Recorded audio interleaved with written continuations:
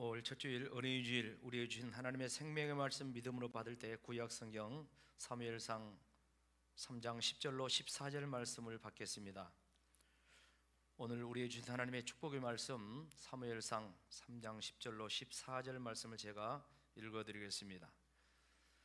여호와께서 임하여 서서 전과 같이 사무엘아 사무엘아 부르시는지라. 사무엘이 이르되 말씀하옵소서. 주의 종이 듣겠나이다 하니 여호와께서 사무엘에게 이르시되 보라, 내가 이스라엘 중에 한 일을 행하리니 그것을 듣는 자마다 두 귀가 울리리라. 내가 엘리의 집에 대하여 말한 것을 처음부터 끝까지 그날에 그에게 다 이루리라. 내가 그의 집을 영원토록 심판하겠다고 그에게 말한 것은 그가 아는 죄악 때문이니 이는 그가 자기의 아들들이 저주를 자청하되 금하지 아니하였음이니라. 그러므로 내가 엘리의 집에 대하여 맹서하기를 엘리의 집의 죄악은 제물로나 예물로나 영원히 속죄함을 받지 못하리라 하였노라 하셨더라. 아멘. 가정의 달 첫 주일인 오늘 어린이 주일인데 이 부입에 참석하신 우리 어린이들과 모든 우리 부모님들, 형제 자매들 주의 이름으로 축복합니다. 특별히 여러분들의 가정이 또 자손들이 복받는 은혜가 있기를 주의 이름으로 축원합니다. 5월은 실록의 계절이면서 가정의 달이라고 하죠. 그래서 교회에서도 또 국가에서도 5월달을 특별하게 여깁니다. 5월달에 많은 기념일들이 있는데 5월 오늘 1일은 이제 이렇게 어린이 주일이면서 그런가 하면은 또 뭐 노동자의 날이라고 그러잖아요. 그래서 아주 세계적으로 크게 이 날을 근로자들은 여기는 그런 날이죠.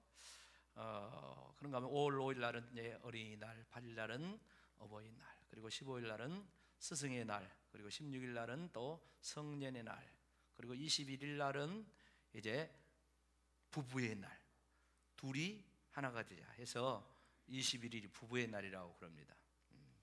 이렇게 5월달은 많은 기념일들이 있는데 특별히 이제 가정과 또 가족과 이렇게 연관된 차원의 그런 기념일들이 국가적으로도 있고 또 교회적으로도 이제 오늘은 어린이 주일로 이렇게 예배를 드리고 또 다음 주일은 어버이 주일로 예배드리는 이런 전통이 있습니다. 이렇게 국가적으로나 또 교회적으로나 특별히 이렇게 어린이주를 이렇게 제정하고 하는 그 이유는 아이들은 가정의 미래고 또 국가의 미래죠. 그래서 갈수록 이제 자녀들에 대한 그런 기대치가 우리 사회에 또 그런 가정에 높아지는 것이 사실입니다. 세계에서 그 자녀 교육을 하면 손꼽는 나라가 두 나라가 있죠. 첫 번째 나라는 우리가 잘 아는 것처럼 유태인의 자녀 교육입니다. 유태인의 교육. 유태인들은 자녀 교육을 하는데 어떤 기반 위에, 어떤 가치관 위에 유태인의 자녀 교육을 합니까? 그것은 바로 성경 말씀, 하나님의 말씀의 기반인데 신명기 6장 4절로 9절 말씀을 보면 하나님께서 주신 말씀을 이제 교육 기반으로 이렇게 삼으라고 이렇게 말씀합니다. 어느 때 이 말씀을 주셨냐면 이스라엘 민족의 가장 대표적인 지도자 중에 한 사람이 모세가 이제 애굽에서 이스라엘 백성을 이끌어내고 광야 40년을 다 끝나고 이제 가나안 땅을 들어가기 직전에 이제 모세는 이제 죽습니다. 유언 설교야. 그러니까 유언 설교는 얼마나 중요하겠습니까? 다른 말씀도 중요하지만은 유언이라고 할 때 대단히 중요하죠. 근데 하나님께서 이렇게 말씀하시니 너희가 가나안 땅에 들어가도 젖과 꿀이 흐르는 풍요의 땅에 들어가도 너희가 집을 짓고 농사를 짓고 많은 소득을 얻고 살지라도 너희 자녀들을 교육하는 측면에서는 이렇게 해라 하면서 먼저 너희 자신부터 이렇게 하고 너희 자녀도 이렇게 교육해라. 이게 신명기 6장 4절로 9절 말씀이에요. 신명기 6장 4절 말씀을 보면 이스라엘아 들으라, 우리 하나님 여호와는 오직 유일한 여호와시니 너는 마음을 다하고, 너는 이 말씀을 받는 부모를 향해요. 너는 마음을 다하고 뜻을 다하고 힘을 다하여 내 하나님 여호와를 뭐하고? 사랑하고. 6절, 오늘 내가 내게 명하는 이 말씀을 너는 어디에? 마음에 새기고. 7절 다 같이 시작. 내 자녀에게 부지런히 가르치며 집에 앉았을 때든지 길을 갈 때든지 누웠을 때든지 일어날 때든지 이 말씀을 강론할 것이며. 8절, 너는 또 그것을 내 손목에 메어 기호를 삼으며 내 미간에 붙여 표를 삼고 또 내 집 문설주와 바깥문에 기록할지니라. 마지막에 보면 내 집 문설주와 바깥문에 기록하라는 이 말씀을 유대인들은 지금도 그대로 실천해요. 그러니까 집에 대문을 나갈 때 거기에 여기 말씀처럼 이렇게 하나님 말씀을 기록해 놓은, 이렇게 뭐라고 할까요? 우리로 치면은 간판 비슷한 거, 조그만 그 매주자라고 그래. 매주자. 그래가지고 거기 말씀을 이제 기록된 그 매주자, 그걸 집을 나갈 때도 만지고 나가고, 그 다음에 밖에서 들어올 때도 뭐라고? 만지고 들어오는 거예요. 그러면서 그 앞에 모든 내용, 우리가 자녀를 하나님의 말씀대로 양육하고 또 우리 자녀들도 그 말씀을 따라 실천하고, 이런 내용이에요. 이런 내용. 자녀교육, 자녀교육. 그런가 하면은 세계에서 자녀교육 하면은 또 빠지지 않는 나라가 있죠. 어느 나라예요? 모릅니까? 우리나라 하면은 얼마나 또 자녀교육에 열정이 있는지 몰라요. 우리 부모들, 우리 어르신들, 70대, 80대 이런 어르신들은 정말 옛날에 가난하고 어렵게 살았어요. 공부를 하고 싶지만은 가난하니까 학교를 못 다녀요. 요즘은 고등학교까지 무상입니다. 대학교도 무상으로 가는 학교들도 많아요. 근데 옛날에는 국민학교 가는데 월사금을 내야 돼. 월사금 하요. 월사금을 내야 돼. 월사금 없으면 못 가는 거예요. 기성예비 내야 돼. 수업료 내야 돼. 그런 게 초등학교 때부터 있는 거야. 초등학교 때부터. 그러니 먹고 살기도 힘드네. 어떻게 하겠어요? 그러니까 공부는 하고 싶은데 공부를 못 하는 거야. 그렇게 해서 본인이 이제 어른이 돼가지고 이제 장가 가가지고 시집 가가지고 자식을 낳아. 근데 어쩝니까? 여전히 그 가난이 하루아침에 없어집니까? 그렇지만 나는 가난해가지고 못 먹고 못 입고 못 배웠지만은 내 자식만큼은 어떤 일이 있어도 뭐 돼야 되겠어? 공부를 시켜야 돼. 공부를 시켜야 돼. 그래서 출세시켜야 돼. 그게 우리 조상들의 역사부터 얼마나 그게 강력한지 몰라요. 근데 사실은 우리 조상들만 그런 것이 아니라 그 맹모 삼천지교라는 이런 고사성에 비슷한 말이 있어요. 무슨 말입니까? 맹자가 있죠. 유명한 맹자, 공자의 제자 맹자.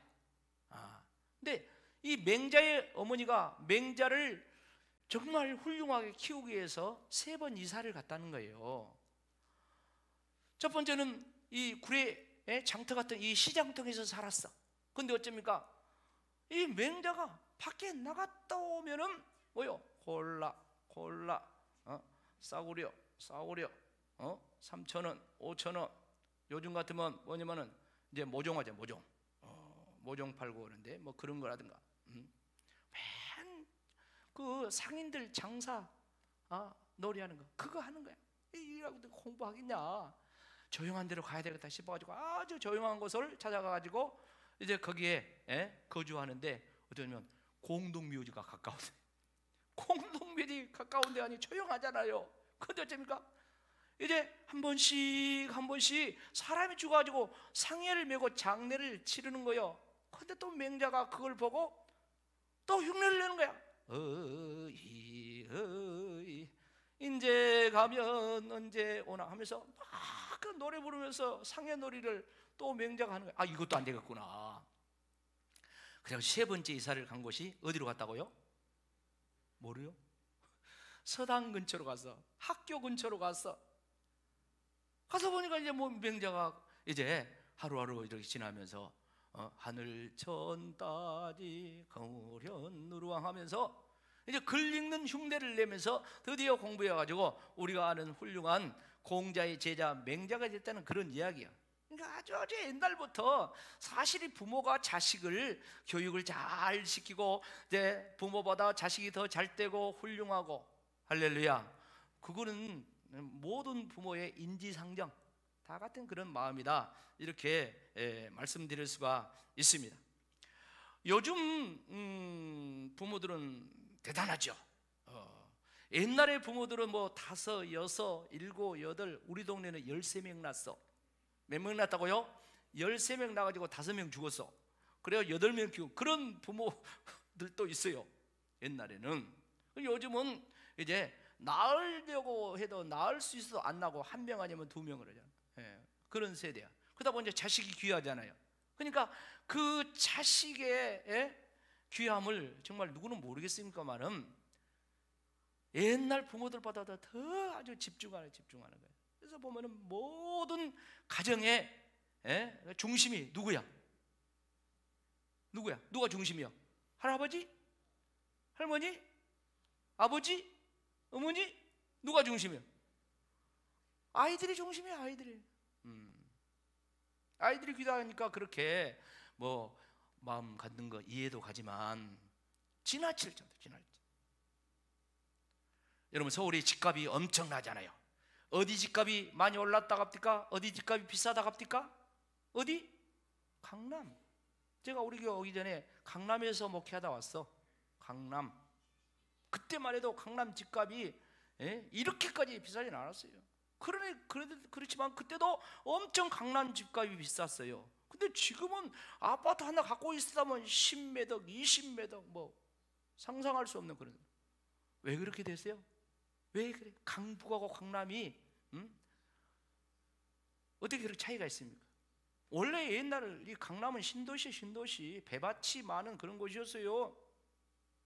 그런데 이 강남이 그 세계적으로 유명한 그런 부동산, 그런 고가 그런 집들 이렇게 됐어요. 왜 그랬어요? 다른 게 아니야. 바로 강남이 학군이 좋다는 거예요. 그리고 또 강남에 좋은 학원들, 그런 좋은 학원들이 많다는 거예요. 그러니까 강남에 대치동이나 잠실이나 이쪽에 얼마나 학원이 많은지 몰라요. 학원이. 하여간 건물마다 학원이 몇 개씩 막 있는 거예요. 근데 거기 학원 들어가면은 하여간 좋은 학교 가니까, 그러니까 뭐 고등학교 때도 학군 좋다고 강남으로 막 이사 오고, 그 다음에 또 대학 가기 위해서 그러고 막 모여들고, 그러다 보니 집값이 안 올라갈 수가 없는 거야. 안 올라갈 수가 엄청납니다.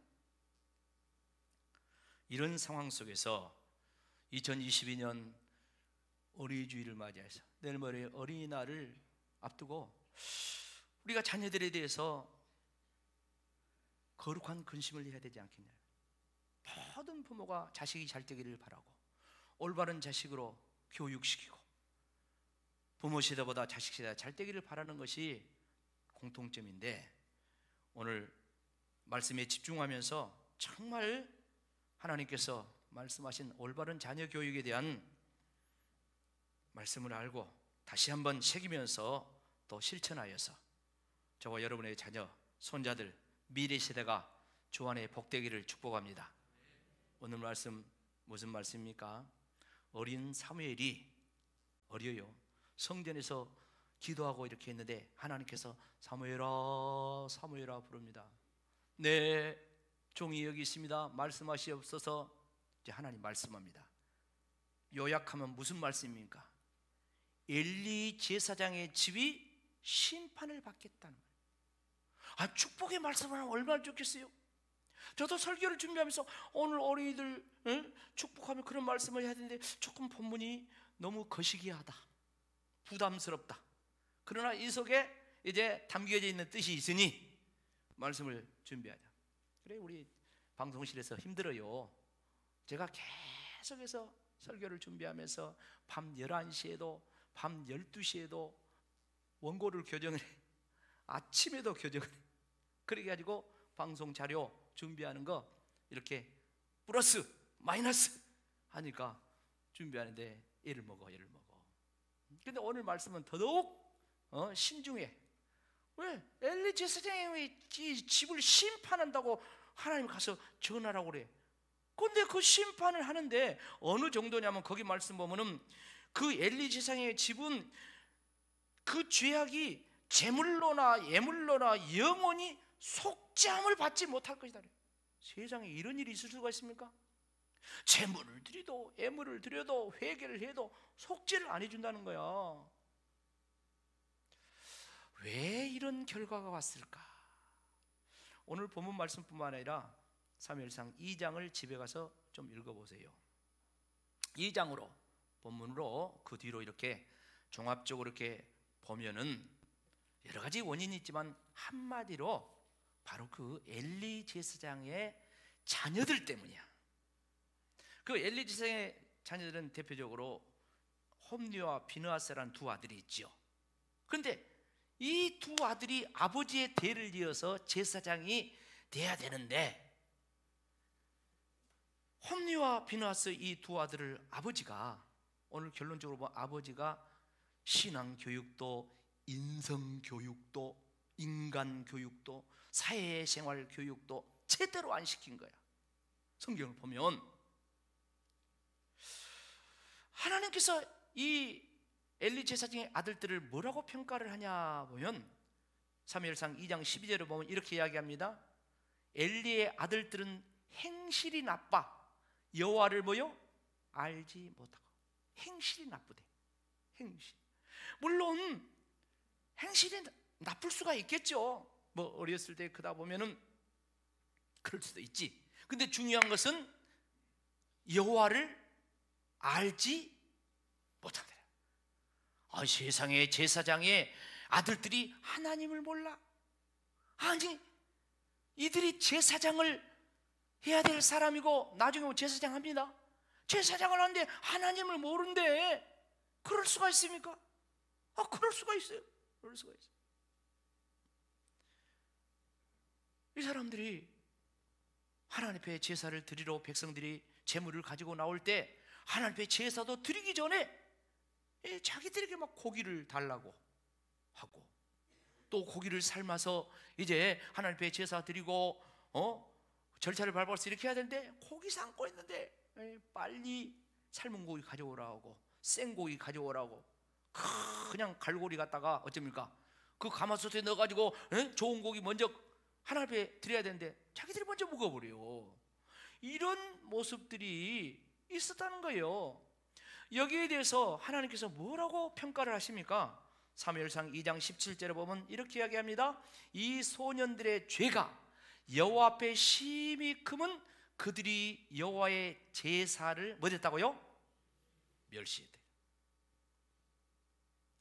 오늘날로 보면 예배 아닙니까? 예배를 멸시하는 거야. 제사를 멸시하는 거야. 이게 큰 죄라는 거야. 심히 크다고 강조를 하고 있어요. 기가 막힌 일이죠. 한마디로 엘리 제사장이 자녀 교육, 신앙 교육 이런 교육을 잘못했다는 것을 증명하고 있어요. 사랑하는 성도분, 어떤 아이가 일기처럼 쓴 내용을 잠깐 소개를 할게요. 무슨 말이냐면 이런 거예요. 우리 아버지는 언제나 궁시렁 화를 낸다.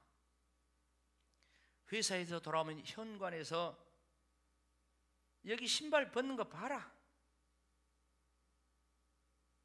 똑바로 정돈 안 하냐?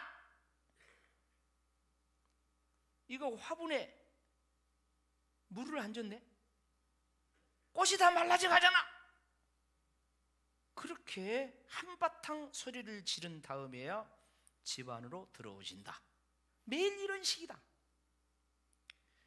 툭 하면 집안이 지저분하다거나 뭐 우편함에 편지가 뭐 가득 찼다거나 뭐 등등등 하여간 우리 아빠는 온갖 문제거리를 찾아내는 데는 선수다. 식사할 때는 밥 먹는 꼴이 뭐냐? 말하지 말고 밥이나 먹어라. 복 달아난다. 야단을 친다. 우리 아버지만 계시면 우리 집에는 웃음이 없다. 이 초등학교 6학년짜리가 일기식으로 쓴 내용이에요. 아버지는 지금 못하고 있어요. 훈계하고 있죠. 교육하고 있죠. 근데 매사에 이런 식으로 자식들을, 손자들을 교육한다면 교육학자들이 말합니다. 이런 자식들은 융통성이 없다. 이런 자들은 자신감이 없다. 이런 아이들은 사람 눈치를 보고 산다. 이런 아이들은 사회생활을 적응하는데 아주 힘들다. 이런 아이들은 창의성이 부족하다. 이런 아이들은 사고의 융통성이 막혀가지고 발전이 없다. 교육학자들이 이렇게 해요. 이렇게 야단 맞고 이렇게 부모스라에서 자란 아이들은 나중에 그렇게 된다는 거예요. 제 이야기가 아니라 교육학자들이에요. 교육학자들이, 교육심리학자들이. 자, 그런데요, 이것보다도 더 잘못된 자녀 교육이 있어요. 그게 뭡니까? 부모가 자녀들의 삶에 대해서 무관심하는 거예요. 또 자식이 잘못된 길로 가는데 알면서도 방치하는 거예요. 내버려 두는 거예요. 이건 더 나쁘다는 것이죠. 그러니까 엘리 제사장이 뭐냐면은 지금 무관심과 방치의 표본이에요. 표본. 성장하는 과정 속에 있는 이 아이들에게 부모가 가르쳐서 배워야 되고, 그런 가운데 어떤 지성도, 인성도, 영성도, 믿음도 이렇게 어른으로 성장이 돼야 되는데, 그렇지 못한 아이들은 나중에, 이것도 교육학자들이 이야기할게요, 상식 밖의 행동을 한다. 더불어 사는데 상식 밖의 행동을 해. 그런 아이들은. 그런가 하면 이런 아이들은 나중에 크면은 뭐냐면은, 또 커가는 과정 속에 다른 사람의 관심을 끌기 위해서 문제 행동을 일으킨다. 요즘 봐봐요, 많은 사회적인 문제를 일으키고 어떤 범죄를 행한 그런 어른들 여기 있잖아요. 어른들, 그 어른들을 막 조사를 해보는, 범죄 심리학자를 동원해서 막 조사를 해요. 조사를 해보면 뭔 이야기합니까? 다른 사람이 나를 몰라주니까 나를 알아주라고 했다는 거예요. 그렇게 해서 관심을 끌기 위해서 그 범죄 행동을 했다는 거예요. 기가 막힌 일이죠. 사실 엘리 제사장은 자식 문제에 대해서 전혀 관심이 없이 방치했다가 결론적으로 그게 부메랑이 되어서 자기에게 돌아오고 자기 집안에 돌아와요. 너무나 안 좋은 케이스예요. 정말 홈리와 비나스 이 두 아들은 아버지 제사장 아들이니까 하나님께서 선택한 거 아닙니까? 그렇죠? 하나님이 선택한 자들이에요. 그런데 자신들이 그 선택을 거부해 본 거예요. 자랑스러운 가문의 후손이에요. 그렇잖아요. 그런데 스스로 그 명예를 버려버린 거예요. 사무엘상 2장 12절 말씀은 이 아이들을 불량자라고 하고 있어요. 불량자. 그런가 하면은 여호와를 알지 못한다겠대요. 무슨 말입니까? 믿음이 없다는 거예요. 신앙생활을 성전에 살지만 제대로 하지 않았다는 거예요. 결론적으로 엘리 제사장이, 아버지가 자녀교육에 실패했다는 그런 말 아니겠습니까? 사랑하는 성도 여러분, 가문이 아무리 좋으면 못합니까? 믿음의 관점에서 볼 때 그거는 세상에서 그뿐이에요. 그뿐. 명예가 아무리 빛나면 못합니까? 신앙이 없는 명예는 결국 허세뿐이야. 허세뿐이야. 그래서 우리 부모들은 또 할아버지 할머니들은 우리 자녀 손자들에게 교회만 나오면 된다, 교회만 다니는 종교인 만들면 안 된다는 거예요. 나중에 커버리면 다 떠나요. 중학교 가봐요, 고등학교 가봐요, 점점점 부모 말 안 듣습니다. 할머니 할아버지 말 안 들어요. 대학 가보세요, 통제불능. 시집가고 장가 가보세요, 완전 고장난 브레이크. 자기 멋이요. 그래서 그러잖아요. 남자들의 신앙을 알려면 군대 갔다 와봐야 그 신앙을 알고, 여자들의 신앙을 알려면 시집가 봐야 그 다음에 그 신앙을 안다는 거예요. 그러니까 이 신앙의 이 교육이라는 것이 결코 그렇게 만만한 것이 아니라는 거예요. 여러분, 오늘 엘리 자녀의 문제가 무엇입니까? 성전 안에 있어요. 제사도 드려요. 다 하지만은요, 뭐 하나님 믿는 것 같지만은 하나님의 뜻을 행하지 않아요. 하나님의 뜻으로 알고 믿지 않아요. 하나님을 섬기는 것 같지, 하나님을 두려워하지도 않아요. 하나님을 믿는다고 하지만은 하나님이 없으니 자기 멋대로 하는 거예요. 멋대로. 이게 무슨 신앙입니까? 안 믿는 사람보다 못하죠. 여러분, 안 믿는 사람도 어쩐 줄 아십니까? 안 믿는 사람도요, 교회의 십자가 보고 제대로 정신이 박힌 사람은요, 안 믿는 사람도 교회의 십자가 보고 함부로 안 해요. 안 믿는 사람도 예배당 앞으로 지나가면서 제대로 정신이 박힌 사람은요, 함부로 안 해요. 침 뱉고 이렇게 안 가요. 제대로 정신이 박힌 사람은 예배당 여기 마당 이렇게 해도 담배 피워도요, 저 구석지 가서 담배 피고 버려요. 제대로 정신이 박힌 사람은.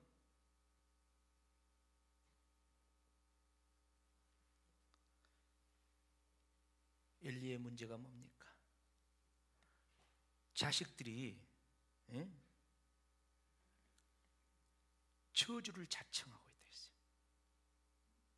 근데 오늘 거기 말씀 보면 그가 자기의 아들들이 저주를 자청하되 금하지 아니하였습니다.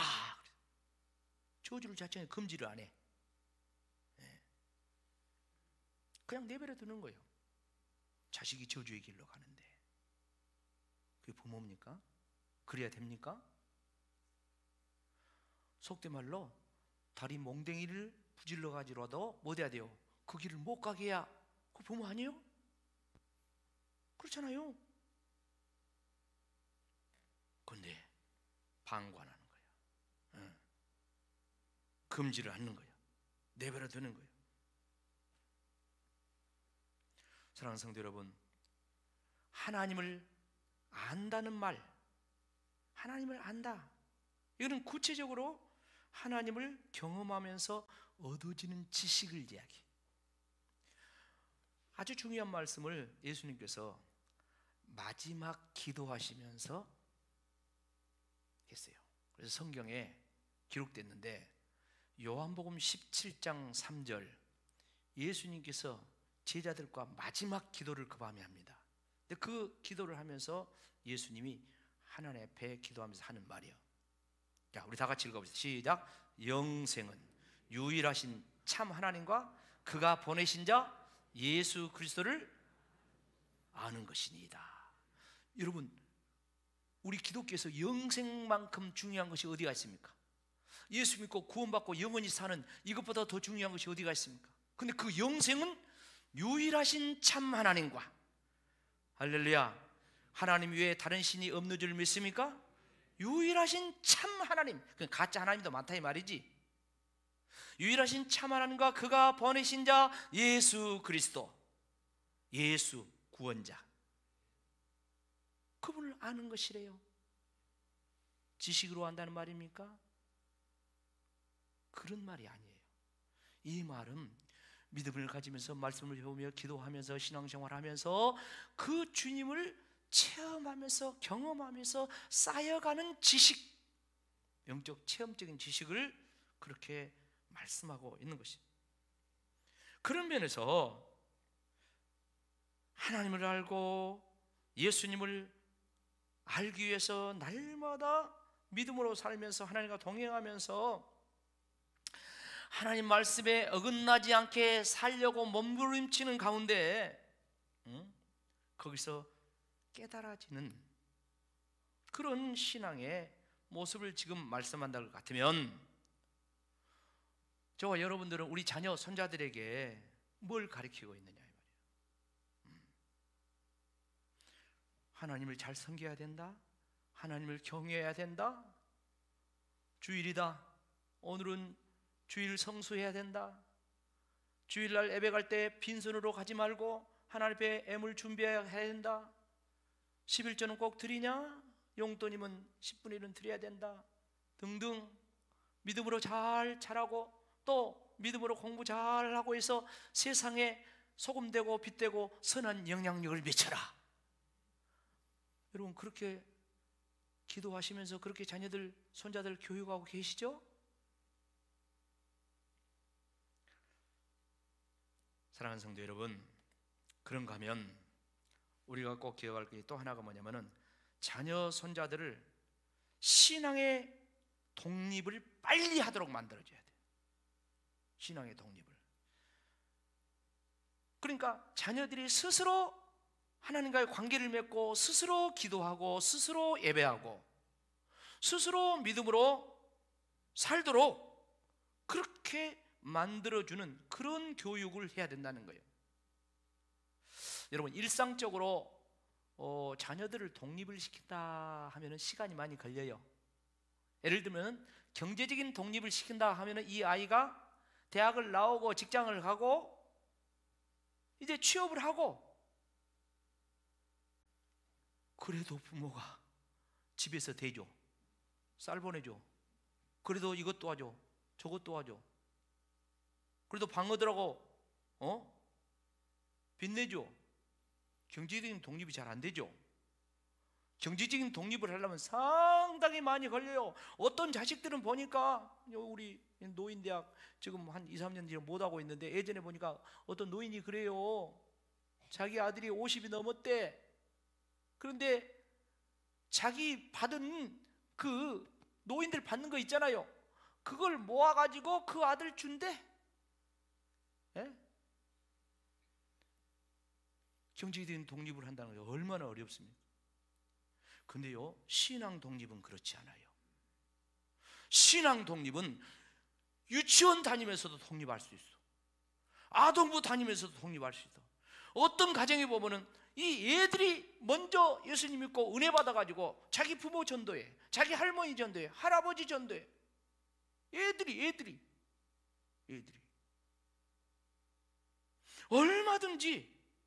얼마든지 스스로 알아서 독립적인 신앙생활을 하도록 만들어줘야 돼요. 여러분 언제까지 끼고 돕니까? 언제까지? 그래서 교회에 있을 때 애들이 이 신앙 교육을 잘 받아 독립하더라. 근데 어떤 부모들은 그런 부모들이 있어요. 야야, 엄마가 기도하니까 너는 학원이나 잘 다녀, 너는 공부나 열심히 해. 엄마 아버지가 교회 가서 열심히 봉사하고 하니까 너희들은 직장이나 잘 다녀, 돈이나 잘 벌어, 그리고 주일날 교회 나와. 요 정도. 야, 큰일 날 일입니다. 그러니까 적당히 하란 말 아닙니까? 여러분 세상에 적당히 할 일이 있고 하지 않을 일이 있어요. 질문할게요. 여러분이 지금 병들었어, 중병에 걸렸어, 수술을 해야 돼. 근데 어떤 의사 찾아갔어. 근데 그 의사가 적당히 한 것 같아. 그러면 계속 여러분 거기 진료받고 거기 앞으로 치료 계획에 따라서 그 적당히 한 그 의사한테 자기 육신 생명 맡깁니까?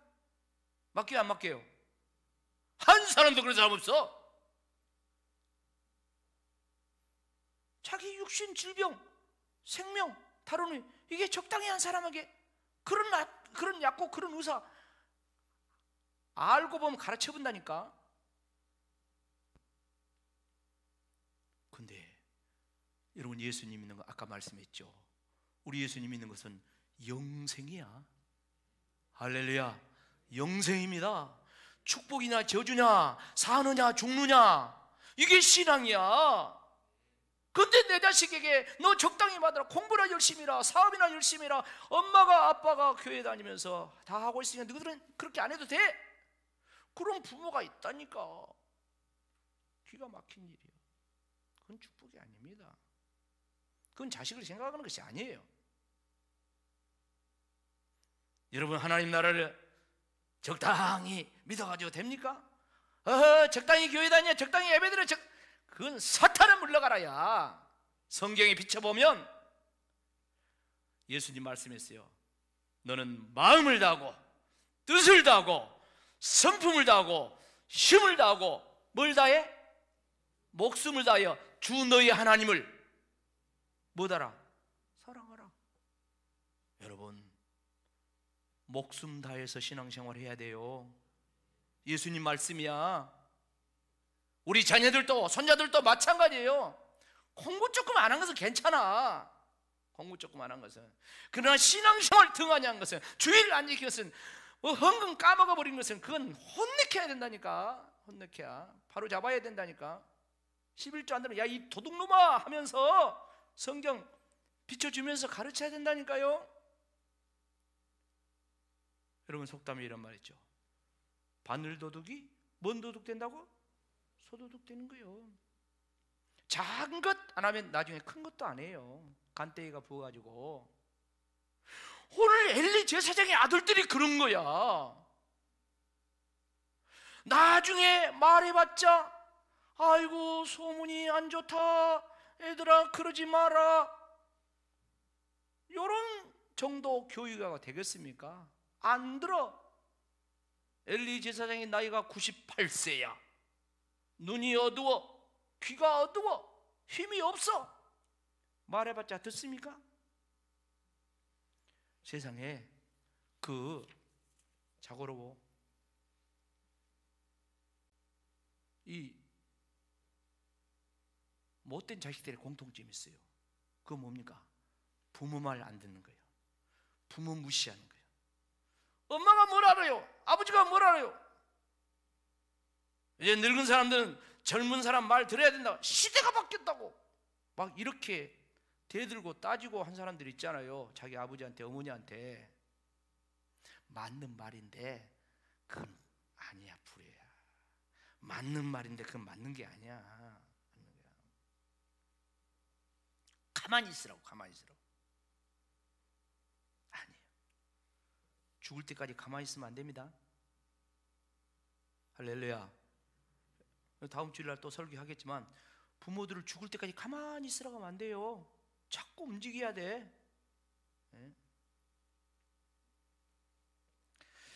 하나님께서 자녀교육의 지침을 말씀한 중요한 한 절을 마지막으로 보겠어요. 잠언 13장 24절 말씀이에요. 같이 읽어봅시다. 시작. 매를 아끼는 자는 그의 자식을 미워함이라. 자식을 사랑하는 자는 근실이 징계하느니라. 하나님 말씀하시죠. 자녀를 사랑하면, 자녀를 교육하는데 징계, 채찍, 사랑의 매, 그걸 돼야 된다. 근데 사실은 지금 우리 사회가 이게 바뀌어져 버렸습니다. 제도적으로, 법적으로 이 성경 말씀과 정반대적인 그런 법들이 얼마나 많이 제정되고 있는지 몰라요. 우리 어린이집도 있지만 어린이집 선생님들 애기들 꿀밤 한번 때려봐요. 큰일 나죠, 원장님. 애들 꿀밤 한번 때리면 큰일 나요. 아동학대법. 큰일 나, 큰일 나. 악법, 잘못된 법, 다시 말씀드려 성경과 하나님의 법과 반대가 되는 그런 법들이 얼마나 지금 많이 제정되고 있는 줄 아십니까? 제정하고 있어요. 그 대표적인 차별금지법. 좋죠? 평등하게 살다. 내용적으로 들어가 봐. 망할 법이야, 망할 법. 망할 법. 동성애, 동성혼, 그런 것이 주된 내용이 그것에 싹 들어있어요. 하나님이 완전히 창조주셔서 거역한 그런 것들이. 아이들을 사랑으로 길러야 되죠. 아이들을 맷때리면 안 되죠. 그러나 부모가 사랑의 회초리를 못 대는 그런 세대가 돼버렸어요. 학교, 초등학교 5학년짜리 6학년짜리 부모 선생님들 교육 못합니다. 옛날에는 잣대로 때렸어요. 요새는 그냥 큰일 나버려요. 큰일 나버려요. 만일에 뭐라고 했다 그러면은 이놈이 눈 부릅뜨고 그러죠. 선생님이 가만히 있습니까? 그럼 어떻게 하다가 그냥 속상해가지고 그냥 한번 꿀밤 뗐다 그러면은 이놈들이 달려들어 선생님 때려요. 선생님 때려. 선생님 얻어맞아. 그럼 어쩝니까? 선생님은 창피해가지고 우리 제자한테 얻어맞았다 말 못해. 그래가지고 지금 선생님들이 사표 내본 그런 선생님들이 여러 명이 있어요. 여러 명. 제자한테 얻어맞고. 근데 어쩝니까? 그 제자는 우리 선생님이 나 폭행했어요, 나 때렸어요, 그 엄마 아빠는 우리 자식 선생님이 때렸다고 고소해버린다니까. 고소해버려. 그런 세상이요. 그런 세상. 이게 맞습니까? 맞아야.